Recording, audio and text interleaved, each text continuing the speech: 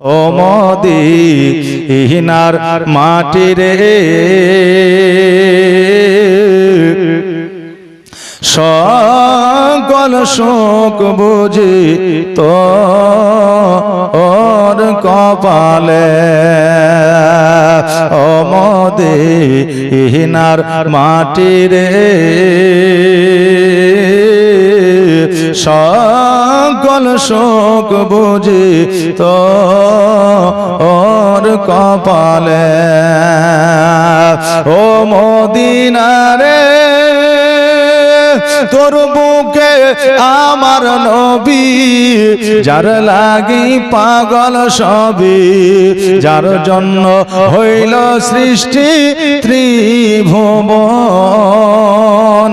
কাঁদি আমি সারাক্ষণে, কখন যাব সেখানে। কাঁদি আমি সারাক্ষণে, কখন যাব সেখানে। সহে না সহে না আর পরানে। ও মদিনার মাটি রে সকল শোক বুঝি তোর কপালে। ও মদিনার মাটি রে সকল শোক বুঝি তোর কপালে। ও মদিনা রে পাখি যদি হইতাম আমি, উড়ে উড়ে যেতাম আমি। যেথায় মোর আছে নবী মোস্তাফা। কাছে নাই টাকায় আমার, সাথে নাই পাকায় আমার। কাছে নাই টাকায় আমার, সাথে নাই পাকায় আমার। কেমনে কেমনে যাব বলো না। ও মদিনার মাটি রে সকল শোক বুঝি তোর কপালে। ও মদিনার মাটি রে সকল শোক বুঝি তোর কপালে। আল্লাহুম্মা সাল্লি আলা سيدنا مولانا محمد وعلى آل سيدنا مولانا محمد صلى الله على محمد صلى على محمد हर दम ज़ुबान से निकालो पाक नामे मोहम्मद। हर दम ज़ुबान से निकालो शफीआना मोहम्मद। ए बाबा जी भाईराम, আমার মা আমিনা রাদিয়াল্লাহু তাআলা আনহা উনি যেন অঝর নয়নে কান্না করে বলে, আব্বা গো সকল তায়েফবাসীরা এক এক করে দেখলো, সবাই যেন ঘুরে ঘুরে চলে গেল, কিন্তু আমার সন্তানকে কেউ নিয়ে গেল না। আব্দুল মুত্তালিব বলে, আমিনা ও আমিনা শোনো রে, তুমি কান্না করিও না, কান্না করিও না। নিশ্চয় নিশ্চয় আমার আল্লাহ তাবারক তাআলা কাউকে পাঠায়া দেবে। এমন অবস্থা আমার হালিমা তো সাদিয়া রাদিয়াল্লাহু তাআলা আনহা উনি এক কাবা ঘরে পাশে আসিয়া আব্দুল মুত্তালিবকে বলতেছে, আব্দুল মুত্তালিব শোনো গো, আজকে আপনার পোতাকে যদি আমাকে উঠায়া দেন, আমার কোলে যদি দিয়ে দেন, আমি আপনার পোতাকে লালন পালন করে দিব। আমার আব্দুল মুত্তালিব বলে হালিমা আজকে তোমার নিজের শরীর চলে না, আজকে তুমি নিজেই অসুস্থ, আজকে তোমার বাড়িতে খাবার জোটে না, আজকে তোমার বাড়িতে ছাগল বকরিতে দুগ্ধ দেয় না, আজকে তোমার খেজুর গাছে খেজুর ধরে না, আমার পোতাকে নিয়ে গিয়ে কি খাওয়াইবা? হালিমা বলতেছে আব্দুল মুত্তালিব আজকে আমরা খেতে পাই আর না পাই, আজকে তোমার পোতাকে আমরা খাওয়াইব, আজকে আমার সন্তানাদিকে আমি যতটা ভালো না বাসা দিব তার চাইতে দ্বিগুণ ভালোবাসা তোমার পোতাকে দিব। আব্দুল মুত্তালিব বলে হালিমা রে আজকে আমি বলতে পারবো না, আমিনার কাছে চলে যাও, আর আমিনা যদি রাজি হইয়া যায় আমি নবী আমি আব্দুল মুত্তালিব রাজি হইয়া যাব। আজকে যদি আমি আব্দুল মুত্তালিব রাজি হইয়া যায় আমার সন্তান আমার আমিনা হয়তো বলবে যে আমার শ্বশুর আব্বা আজকে এমন একজনের কোলে আমার সন্তানকে উঠে দিল যে নিজে খেতে পাই না, অতএব আমার আমিনা যদি দেয় আমি আব্দুল মুত্তালিব বাধা দিব না। আমার হালিমা জলদি করে আমিনার কাছে গেল, আর যেমনই আমিনার কাছে যাওয়া আমিনার তাকানোর আগে আমার নবীজি হালিমার দিকে যেন টুক টুক করে তাকাইলো। জোরে বলেন সুবহানাল্লাহ। আমার আমিনা বলতেছে নবী গো আজকে এত তায়েববাসীরা আসলো তুমি কারো দিকে তাকায়া দেখলা না, আর যেমন হালিমা এসেছে অমনি তুমি টুক টুক করে তাকিয়ে দেখছো, কারণটা কি? আমার নবী বলেছিল মা গো আজকে তায়েববাসীরা আমাকে এসেছিল শুধু দেখার জন্য, নামার নিয়াতে তারা আসেনি, কারণ তাদের নিয়াত ভালো ছিল না। আমার হালিমা বাড়ি থেকে নিয়াত করে এসেছিল আমাকে নামার জন্য, এই জন্য মা আমি তার দিকে না তাকায়া থাকতে পারলাম না, কারণ আমি নবী, আমি রহমাতাল লিল আলামিন, আমাকে যারা ভালোবাসবে গো মা আমি তাদেরকে ভালো না বেশে থাকতে পারবো না। আমিনা বলে হালিমা আজকে তোমার মুখটা বড় শুকনা লাগে, কারণটা কি? হালিমা বলতেছে তোমার সন্তানকে আমার কোলে উঠে দিবা নাকি বলো? আমিনা বলতেছে আমার সন্তান যখন তোমার দিকে তাকিয়েছে কারো দিকে তাকায় না, আমার সন্তানকে আমি তোমার কোলে উঠে দিব, তুমি কোনো চিন্তা করিও না। হালিমা বলতেছে আমিনা আমার মুখটা শুকনা আছে এই জন্য রে বল, কারণ হইল আমি আজকে এক সপ্তাহ ধরে খাই নাই, আজকে আমি বড় অনাহারে আছি, এই জন্য আমার মুখটা শুকায় গেছে। সঙ্গে সঙ্গে আমার মা আমিনা রাদিয়াল্লাহু তাআলা আনহা আমার নবীজিকে হালিমার কোলে উঠে দিলে, আর আমার আমিনা ঘরের মধ্য থেকে কিছু খেজুর নিয়ে এসে হালিমাকে দিলে। খেজুর নিয়ে এসে হালিমাকে দিলেন, আর হালিমা যখন খেজুরটা নিলেন নামার পরে না খেয়ে আঁচলের মধ্যে বাঁধছেন। আমিনা বলতেছে কি ব্যাপার হালিমা, আমি খেজুরটা দিলাম তোমাকে খাওয়ার জন্য, আর তুমি আজকে এই খেজুরটা আঁচলে বাঁধছো, কারণটা কি?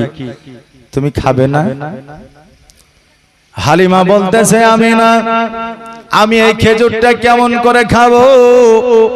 আজকে আমি শুধু এক সপ্তাহ ধরে অনাহারে না, আজকে আমার বাড়িতে আমার সন্তান অনাহারে আছে, আজকে আমার স্বামী অনাহারে আছে, আজকে আমার উট পর্যন্ত অনাহারে আছে। আমি না বলো বলো সন্তানকে ছাড়িয়া আমি হালিমা কেমন করে খেতে পারি? শুধু হালিমা নয়, পৃথিবীর মধ্যে কোন মা কোন সন্তানকে ক্ষুধার্ত রাখিয়া নিজের মা পেট পূরণ করে খাইতে পারে না। বাবারে এই জন্য তো মায়ের দিলে মায়ের অন্তরে, এই জন্য তো মাকে ব্যথা দুঃখ ব্যথা বেদনা দেওয়ার জন্য বারণ করে দিয়েছে, কারণ মায়ের মনে কষ্ট দিলে আর সে আজিম কষ্ট পেয়ে যায়। জোরে বলে সুবহানাল্লাহ।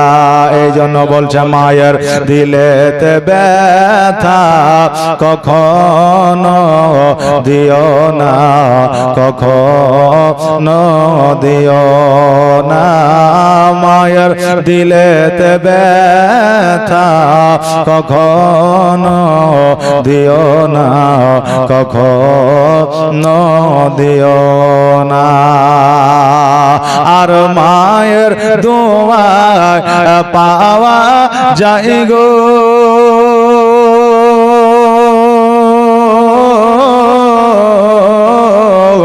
মায়ের দোয়ায় পাওয়া যায় গো জান্নাতের ঠিকানা। মায়ের দিলেতে ব্যথা কখনো দিও না, কখনো দিও না। মায়ের দিলেতে ব্যথা কখনো দিও না, কখনো দিও না।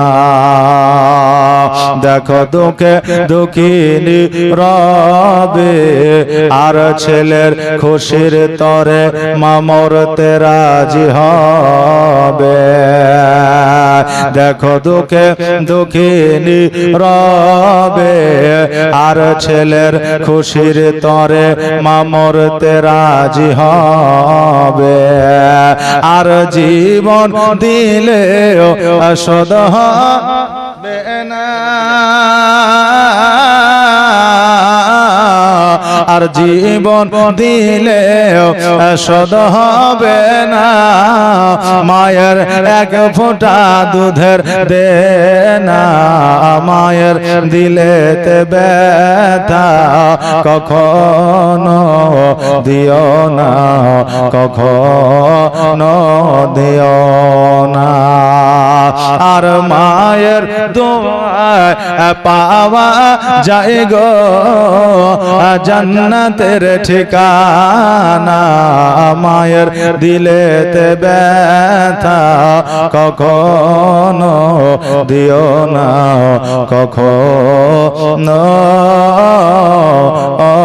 দিও না। আল্লাহুম্মা সাল্লি আলা سيدنا مولانا محمد وعلى آل سيدنا مولانا محمد صلى على محمد صلى على محمد हरदम ज़बान से निकालो पाक नबी मोहम्मद हरदम ज़बान से निकालो शफीआना मोहम्मद। আমিনা বলতেছে হালিমা আজকে তোমার সন্তান অনাহারে আছে, তোমার স্বামী অনাহারে আছে, আজকে তুমি আমাকে কেন বলো না আমি আরো খেজুর বেশি করে দিতাম। এবার আমিনা রাদিয়াল্লাহু তাআলা না আবার ঘরের মধ্যে গেলে, ঘরের মধ্যে যাওয়ার পরে আবার কিছু খেজুর নিয়ে আসলে আমার হালিমার হাতে উঠে দিলে। আমার আমিনা বলতেছে হালিমা আজকে আমার সন্তানকে তোমার কোলে উঠে দিলাম, ওর আব্বা নাই রে, ওর পিতা জগতের মধ্যে নাই, দেখো দেখো জীবনে যেন কোনো কষ্ট ব্যথা বেদনা না পায়। হালিমা বলল আমিনা তুমি কোনো চিন্তা করিও না রে বোন, কেন না আমার প্রাণ থাকতে জান থাকতে আমি নবীর কোনো ক্ষতি হইতে দিব না। এই বলে আমার দয়ার নবীকে কোলে উঠে নিয়ে যখন বার হয়ে আসলো আব্দুল মুত্তালিব দন্দায়মান হইল। হালিমাকে বলে হালিমা আমি নাকি তোমাকে দিয়েছে? বলে হ্যাঁ। আব্দুল মুত্তালিব বলে হালিমা যাও যাও, তোমাকে যখন দিয়েছে তুমি বড় ভাগ্যবান, তুমি নিয়ে গিয়ে লালন পালন করে দাও, কিন্তু আমার পোতা যেন কোনো কষ্ট না পায়। বলে আব্দুল মুত্তালিব চিন্তা করিও না, তোমার পোতা কোন রকম ভাবে কষ্ট পাবে না। উটের পৃষ্ঠে চেপে গেল, উটের লাগামখানা ধরে যখন টান দিল ওট যেন আগে আগায় না। হারিসকে বলতেছে স্বামী গো উঠ কেন আগে যাই না। উঠকে যখন জিজ্ঞাসা করা হলো, উঠ বলল দয়ার নবী মুস্তাফা দোনো জাহানের বাদশাকে যতক্ষণ আগে না দেওয়া হবে ততক্ষণ পর্যন্ত আমি উঠ আগে যাব না। হালিমার কোলে দিয়া হালিমাকে যখন আগে দেওয়া হলো, উঠ যেন দ্রুত বেগে চলতে আরম্ভ করলো। উঠকে বলতেছে আস্তে চলো, উঠ বলতেছে না না আস্তে যাব না। কেন না? তাইফবাসীরা আমার নবীজিকে না লইয়া আগে আগিয়ে গেছে, যতক্ষণ পর্যন্ত তাদের আগে না যাব ততক্ষণ পর্যন্ত আমি উঠ দৌড়ানো বন্ধ করব না। আরে একজন একটা উট, যেই উট কথা বলতে পারে না, ওই উটের মহব্বত নবীর প্রতি কতটা একবারে দেখে। এবার হারিস বলতেছে যদি কোনো অ্যাক্সিডেন্ট ঘটে যায়, যদি পড়ে যায় উল্টে যায়, তবে তো বাচ্চার ক্ষতি হয়ে যাবে। ওই উট বলতেছে না না কোনো অ্যাক্সিডেন্ট হবে না, কোনো অসুবিধা নাই, চুপ করে বসে থাকো। এবার বাবা উট যখন দৌড়াতে দৌড়াতে তাইফবাসীদের সঙ্গ নিয়ে নিয়েছে। তাইফবাসীরা বলতেছে না জানি হালিমা উটকে কি খাইয়েছে। আজকে হালিমার উটের গতি এত বেড়ে গেছে। এবার হালিমাকে জিজ্ঞাসা করে হালিমা আজকে তোমার উটকে কি খাইয়েছ বলো, তোমার উট এত দ্রুত ছুটছে কারণ কি? কারণ তোমার উটকে লালি খাইয়েছ না ঘাস খাইয়েছ না কি খাইয়েছ? হালিমা বলতেছে তাইফবাসীরা আজকে আমার উটকে কিছুই খাওয়াইনি রে। আমার উটের পাওয়ার আমার নবীর মহাবতে বেড়ে গেছে। জোরে বলেন সুবহানাল্লাহ। যুদ্ধের ময়দানে গেছে, খাবার নাই 7 দিন 8 দিন 10 দিন 15 দিন, পেটে পাথর বাঁধা আছে খন্দকের যুদ্ধে, কিন্তু বাবারে ওই যুদ্ধে জয়লাভ করেছে শুধুমাত্র ঈমানি তাকওয়া আর পাওয়ারে। জোরে বলেন সুবহানাল্লাহ। আর এত মুসলমান পৃথিবীর মধ্যে থাকার পরেও 52টা দেশ মুসলিমদের, তবুও দেশে দেশে মুসলিমরা অত্যাচারিত, কারণ মুসলমানদের ঈমান চলে গিয়েছে। নামে তারা মুসলমান, কামে হতে পারে না। আল্লাহ যেন সকলকে বোঝার তৌফিক ইনায়েত করে। সকলে বলেন আমিন। এবার উটের পেস্টে চাপিয়া উটকে লইয়া যখন হালিমার বাড়িতে প্রবেশ করছে, দেখতে জানো যে হালিমার বাড়িতে খেজুর গাছে খেজুর ধরতো না, ওই খেজুর গাছে খেজুর ধরিয়া পেকে পেকে জমিনের মধ্যে পড়ছে। জোরে বলেন সুবহানাল্লাহ। এবার বাবাজি ভাইরা যখন বাড়িতে প্রবেশ করেছে, বাড়িতে প্রবেশ করার পরে দেখছে জানো যেই বকটি ছাগলে দুগ্ধ দিত না, ওই ছাগল বকটিতে দুগ্ধ দিতে আরম্ভ করেছে। আর যেমনই আরম্ভ করেছে অমনি আমার হালিমা আলহামদুলিল্লাহ পড়েছে। জোরে বলেন সুবহানাল্লাহ।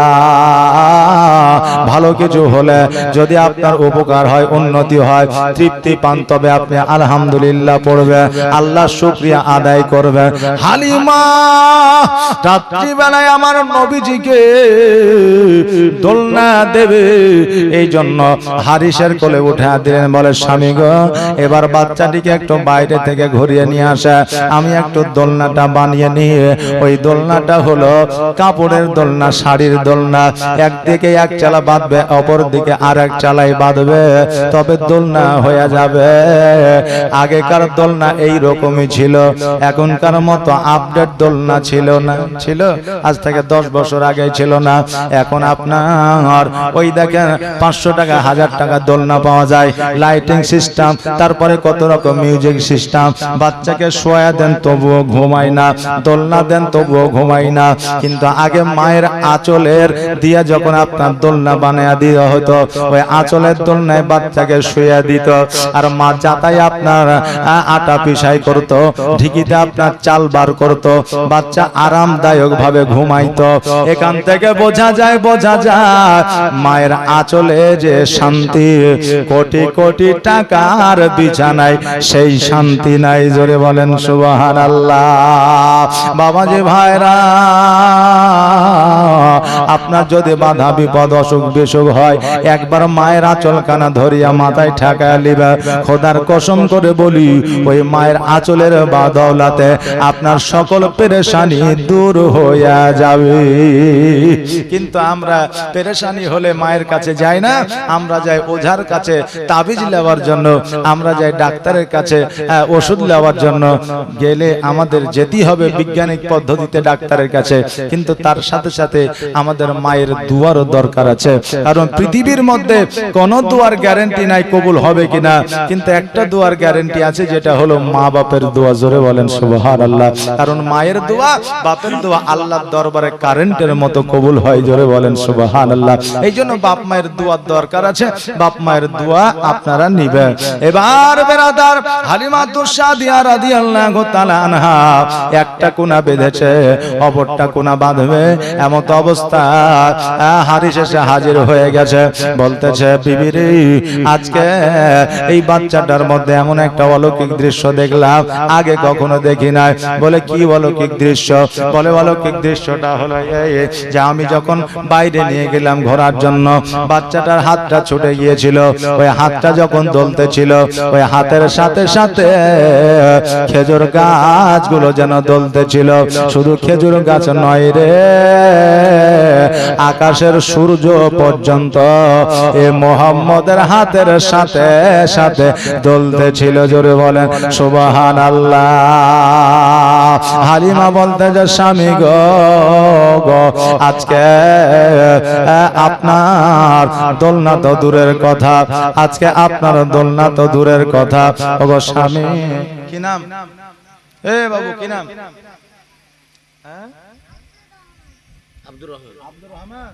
আব্দুর রহমান। সুবহানাল্লাহ।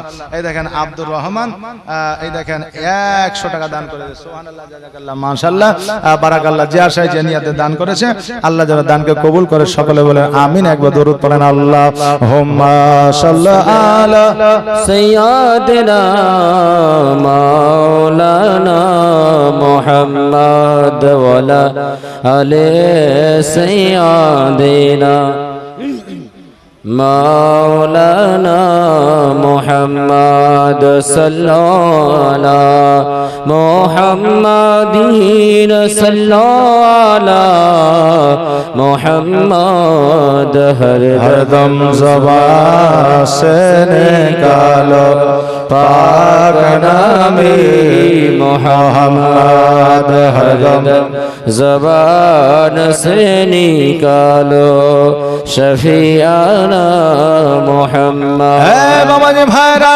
হালিমা বলতে যে, স্বামী গো, আপনি এতক্ষণে বুঝতে পারলেন আমি মক্কা নগরে বুঝে গিয়েছিলাম। আমি যখন আমার মোহাম্মদকে কোলে নিয়েছিলাম, আর কোলে নামার পরে আমার স্থানকে পরিষ্কার করিয়া যখন এই বাচ্চাটিকে আমি স্থানে লাগিয়েছিলাম, একটা স্থান পান করেছিল, অপরটা করে নাই। আমি তখন বুঝে গিয়েছিলাম এটা একটা অলৌকিক দৃশ্য। আর আরেকটা কথা হলো, আমি খোদার কসম করে বলি, আমি যখন স্থানে আমার সন্তানকে লাগাইলাম, আমার শরীরে যত রোগ বালা ছিল, সমস্ত রোগ বালা যেন দূর হয়ে গিয়েছিল। জোরে বলেন সুবহানাল্লাহ। দায় হালিমা, তোমার কোলে কে এসেছে দেখো না, দায় হালিমা, তোমার কোলে কে এসেছে দেখো না, দিন দুনিয়ার বাদশা সেজে তাজদারে মদিনা। জোরে বলেন সুবহানাল্লাহ। মরুভূমির গরম বালি নরম পায়ে হাত বোলায়, আর সূর্য এসে উকি মেরে মুখ দেখে তার লজ্জা পায়। মরুভূমির গরম বালি নরম পায়ে হাত বোলায়, আর সূর্য এসে উকি মেরে মুখ দেখে তার লজ্জা পায়। চাঁদের মতো চাঁদ পেয়ে আর আমি না রইলে না, দিন দুনিয়ার বাদশা এসে, দিন দুনিয়ার বাদশা পেয়ে, দিন দুনিয়ার বাদশা সেজে তাজদারে মদিনা। মেঘ মাথায় ছায়া করে মোর নবীজির মাথাতে, আর সাপ এসে হাওয়া করে দয়ার নবীর গায়েতে।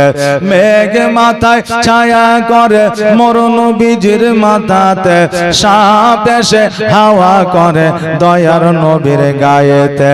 তাকিয়ে দেখেন দয়ার নবী রহমতে পেরে খাজানা আর দিন দুনিয়ার বাদশা সেজে তাজদারে মদিনা দায় হালিমা তোমার কোলে কে এসেছে দেখো না আর দিন দুনিয়ার বাদশা সেজে তাজদারে মদিনা আমার হালিমা তো সাদিয়া রাদিয়াল্লাহু তাআলা আনহা আমার নবীকে দোলনায় শুইয়ে দিলে একবার দোলনা দিলেন আর ঘুমায়া গেলে মধ্যরাত্রিতে ইস্তেঞ্জা করার জন্য যখন হালিমা উঠেছে হালিমা বর্ণনা দিয়েছে খোদার কসম করে বলি ওই মধ্যরাত্রিতে কে যেন আমার নবীকে দোলনা দিচ্ছে আর আমার নবীজি আকাশের দিকে তাকায়া তাকায়া কার সঙ্গে যেন কথা বলছে জোরে বলেন সুবহানাল্লাহ।